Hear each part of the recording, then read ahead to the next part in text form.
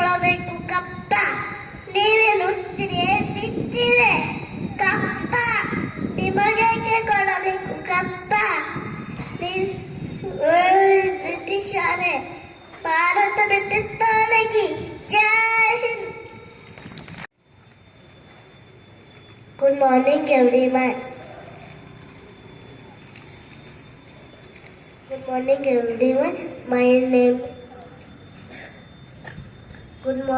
everyone. My name is Tanvi. Today I am going to tell you about Bhagat Singh. He was a great freedom fighter of India. He was born on 28th of September at Punjab. Thank you. ನೋಡು ನಮ್ಮ ಬಾವುಟ, ತೋರುದಿಹುದು ಒಡೆದು ಬಾನಿನಗಳ ಪಟ ಪಟ. ಕೆಸರಿ ಬಿಳಿ ಹಸಿರು ಮೂರು ಬಣ್ಣ ನಡುವೆ ಚಕ್ರವು. ಕೆಸರಿ ಬಿಳಿ ಹಸಿರು ಮೂರು ಬಣ್ಣ ನಡುವೆ ಚಕ್ರವು. ಸತ್ಯ ಶಾಂತಿ ತ್ಯಾಗ ಮೂರ್ತಿ ಗಾಂಧಿ ಹಿಡಿದ ಚರಕವು. ಸತ್ಯ ಶಾಂತಿ ತ್ಯಾಗ ಮೂರ್ತಿ ಗಾಂಧಿ ಹಿಡಿದ ಚರಕವು. Thank you. From Montreal, I am telling about Channamma.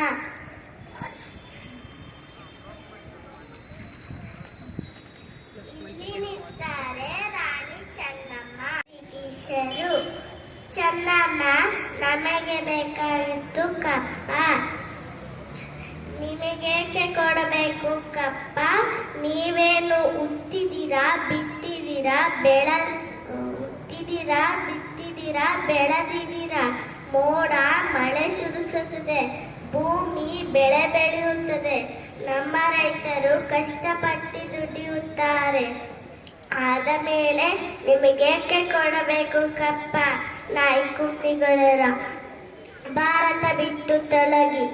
ಪ್ರಜೆಗಳೇ ಹೇಳಿ ಎದ್ದೇಳಿ, ನಮ್ಮ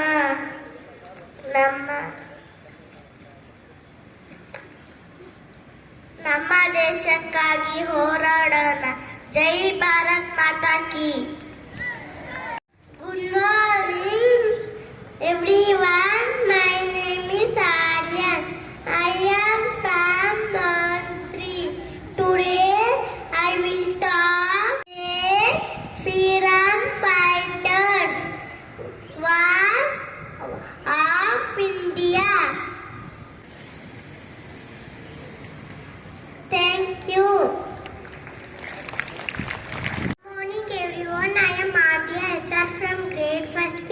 I am here to tell about our country India. Love my country India. Proud of my country India. Love my brothers and my sisters. Beautiful country India. Love my country India. Proud of my country India. Love my brothers and my sisters. Beautiful country India. Rivers and mountains India. Fields and forests India. Love my country India. Proud of my country India. Love my sisters and my brothers. Beautiful country India. Rivers and mountains India. Fields and forests India. Thank you. My name is Partha. I am studying in 1st B. Today I am talking about Mahatma Gandhi ji. Mahatma Gandhi ji was a great freedom fighter. He was on 2nd October 1869 at Gujarat. He now was the father of nation. His full name was Mohandas Karmachandra Gandhi. He goes to jail many times in the freedom struggles. He lived a simple life. Children called him Bapu. He started on 30th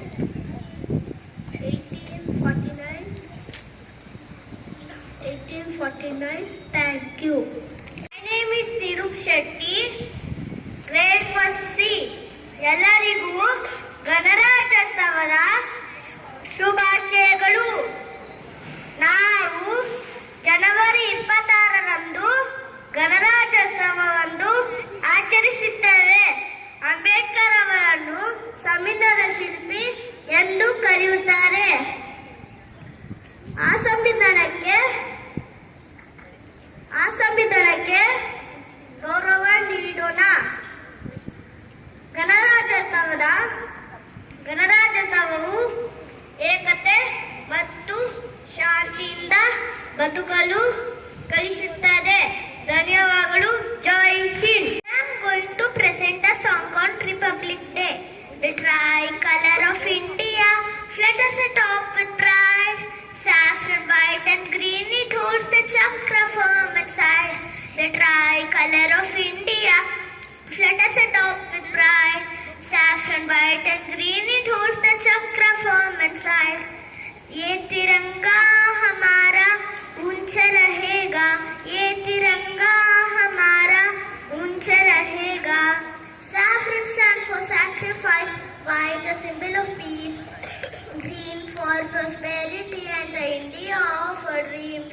Saffron stands for sacrifice, white a symbol of peace, green for prosperity and the India of our dreams.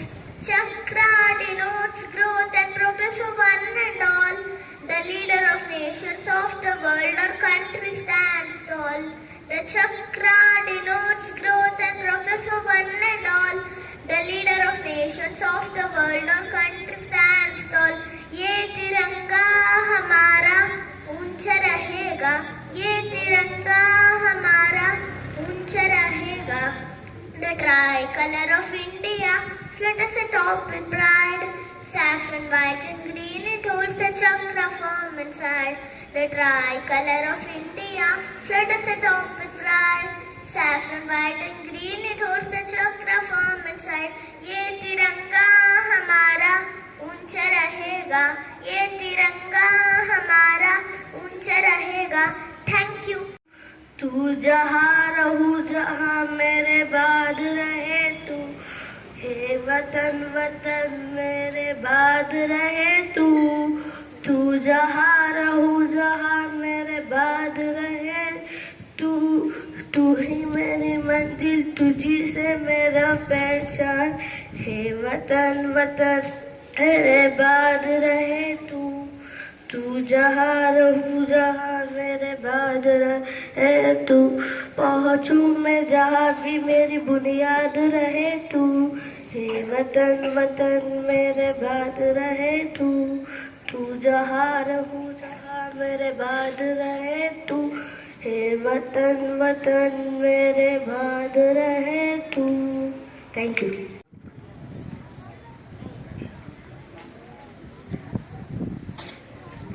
ಎಲೆಗಳು ನೂರಾರು, ಪಾವದ ಎಲೆಗಳು ನೂರಾರು, ಎಲೆಗಳು ನೂರಾರು, ಪಾವದ ಎಲೆಗಳು ನೂರಾರು.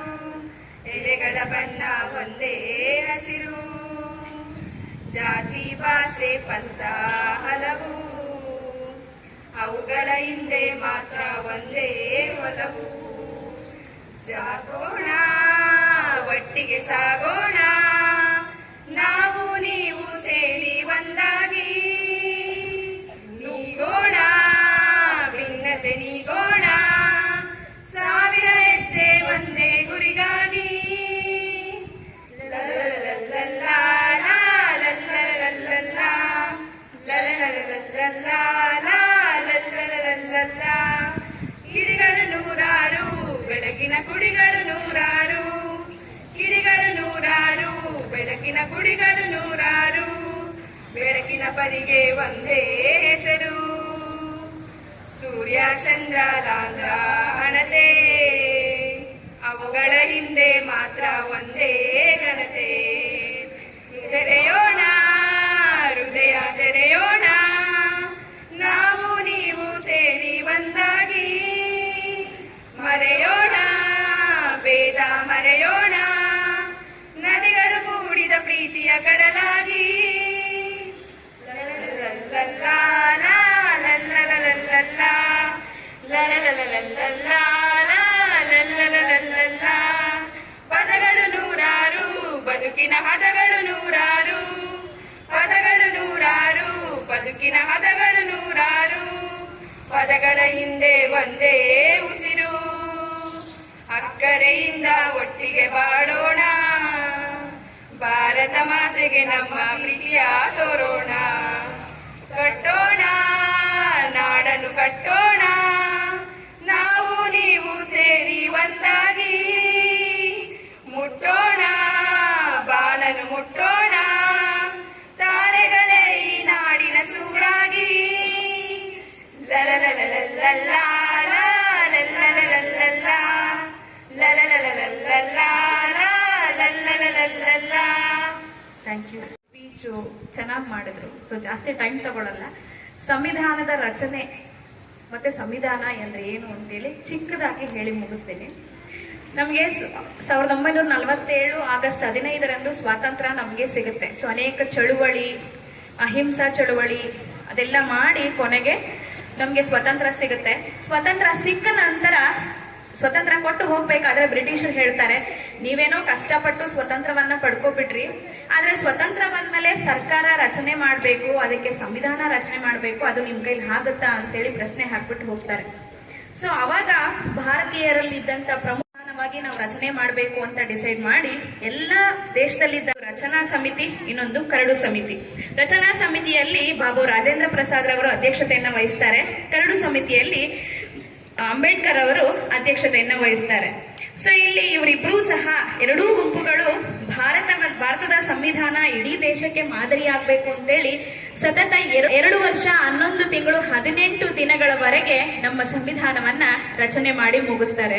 So ರಚನಾ ಸಮಿತಿಯಲ್ಲಿ first ಸಂವಿಧಾನವನ್ನ ರಚನೆ ಮಾಡಿ ಕರಡು ಸಮಿತಿಗೆ ಕೊಡ್ತಾರೆ. ರಚನಾ ಸಮಿತಿ ಅಂತಂದ್ರೆ ಏನು ಸಂವಿಧಾನಕ್ಕೆ ಏನೇನ್ ಅಂಶಗಳು ಬೇಕು ಅಂತೇಳಿ ಅದನ್ನ ಡಿಸೈಡ್ ಮಾಡ್ತಾರೆ, ಬರೆದು ಕೊಟ್ಟಿರ್ತಾರೆ. ಕರಡು ಸಮಿತಿಗೆ ಕಳಿಸಿದಾಗ ಆ ಕರಡು ಸಮಿತಿಯ ಅಧ್ಯಕ್ಷರಾದಂತಹ ಅಂಬೇಡ್ಕರ್ ಅವ್ರು ಏನ್ ಮಾಡ್ತಾರೆ, ಆ ಸಂವಿಧಾನವನ್ನ ತಗೊಂಡು ಅದರಲ್ಲಿ ಏನ್ ದೋಷಗಳಿವೆ, ಇನ್ನೇನ್ ತಿದ್ದುಪಡಿ ಮಾಡಬಹುದು, ಇನ್ ಯಾವ ಅಂಶಗಳನ್ನ ಅಳವಡಿಸಬಹುದು ಅಂತೇಳಿ ಎಲ್ಲವನ್ನು ಕೂಲಂಕುಷವಾಗಿ ವಿಚಾರ ಮಾಡಿ ಕೊನೆಗೆ ಒಂದು ಬೃಹತ್ ಆದಂತ ಸಂವಿಧಾನವನ್ನ ನಮಗೆ ಕೊಡ್ತಾರೆ. ಅದು ಲಿಖಿತ ಸಂವಿಧಾನ.